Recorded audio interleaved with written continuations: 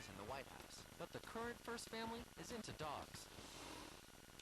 So I'm headed across the Potomac to meet a little orange tabby. His owner is a U.S. Marine who has a remarkable story to tell about why they're together today. Good. Hi. Hi. Aaron Kirk Cuomo spent 10 months in Fallujah, Iraq.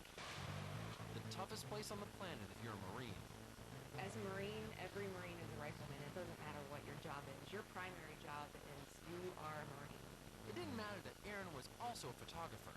Every day she went out on the most dangerous missions, rifle in hand with the other troops. Tell me the struggles and the difficulties, and just the challenge of being a photographer in a war zone. I was expected to be able to defend myself, to return fire when needed. 6 months into her tour, a tragic combat mission brought Aaron face to face with the cold realities of war. There's times where things don't exactly go the way as planned and people around you die. Looking back on it, it was probably one of the worst days of my life. Everything had just gone to crap. I didn't think I was ever going to come home. While her combat units suffered casualties, Aaron made it through in one piece, but she was an emotional wreck. Just one of those moments in life where you really question what you're doing and where you are, and have you made the right decisions in your life.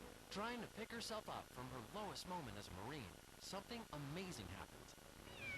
All of a sudden I heard this noise. I see this yellow cat. He came walking straight up to me with those gold eyes and letting out this god-awful meow. This little cat, in its demanding voice, had done what Aaron thought would be impossible. He had pulled her out of her funk and got her thinking about home again. With him, I could be homesick, and I could, feel those feelings, and he didn't care. He would just sit there and look at me and meow. One of the first things she did was give the cat a name. I heard the Iraqi interpreters talking to each other in reference to Bert, and I heard them say something, Bert Ali. And I was like, well, what is that? And I said, that's his name, that's Bert, Bert Ali. And it means orange in Arabic. So that's how Bert got his name, Bert Ali, orange. That's a great name. Yeah, so Bert for short. As the weeks went by, Bert kept coming around the base.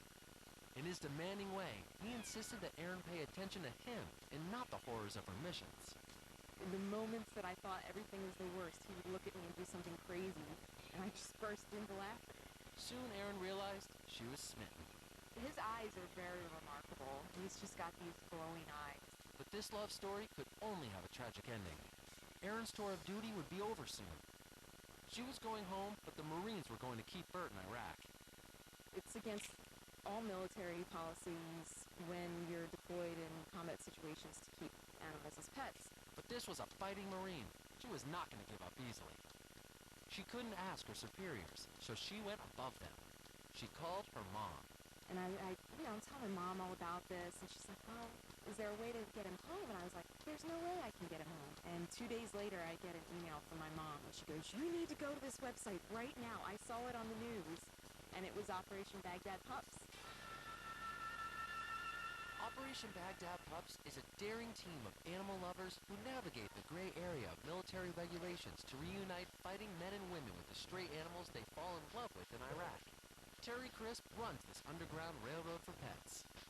We felt if these men and women were willing to take the risk of befriending these animals and working to get them to the United States, then we were willing to do what we could to help them.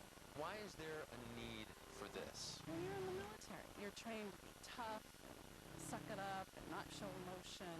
And so you find this animal, and now you have something in your life that you can show affection towards. I think that the bond is just so strong when they're over there. So beginning in 2008, Baghdad Pups started taking requests to evacuate stray animals that had become pets for our troops in Baghdad. Terry, how many requests do you get a week? We get on average about 10 requests a week for both dogs and cats. It's a dangerous operation that requires some special help. I think the reason we've been able to get these animals out of Iraq is it's a matter of luck, being in the right place at the right time, and having a commanding officer who's willing to look the other way. This covert mission requires volunteers to navigate the world's most dangerous road. The stretch of pavement between Baghdad and the airport is notorious for roadside bombs and sniper attacks. But each trip requires them to ferry dogs and cats along that route.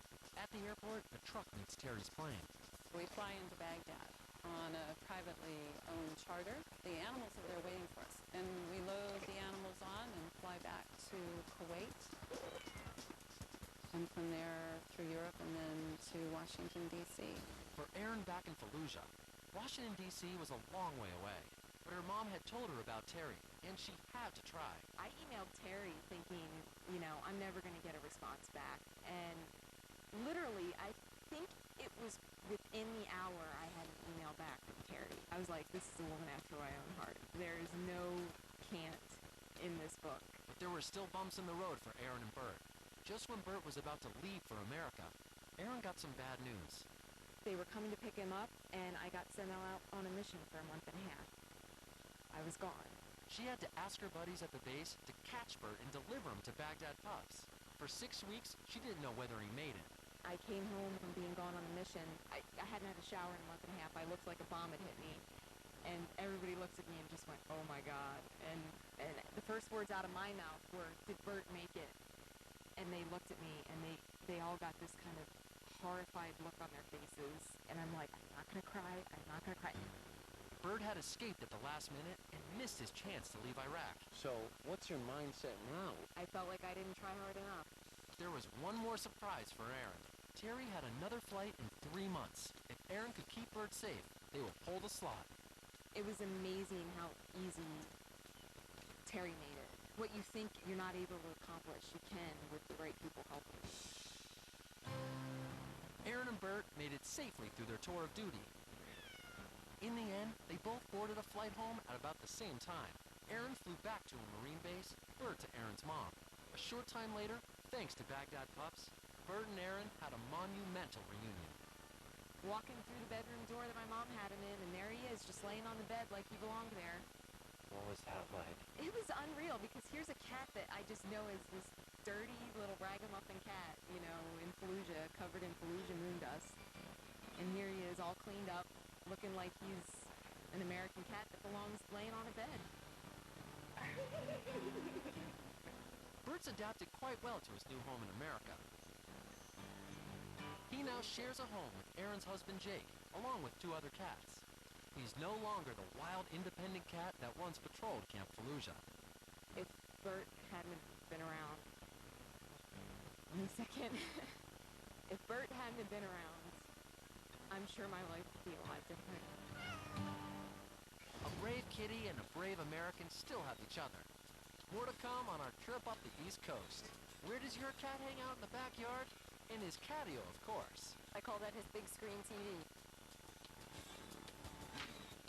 And which kitty is America's #1?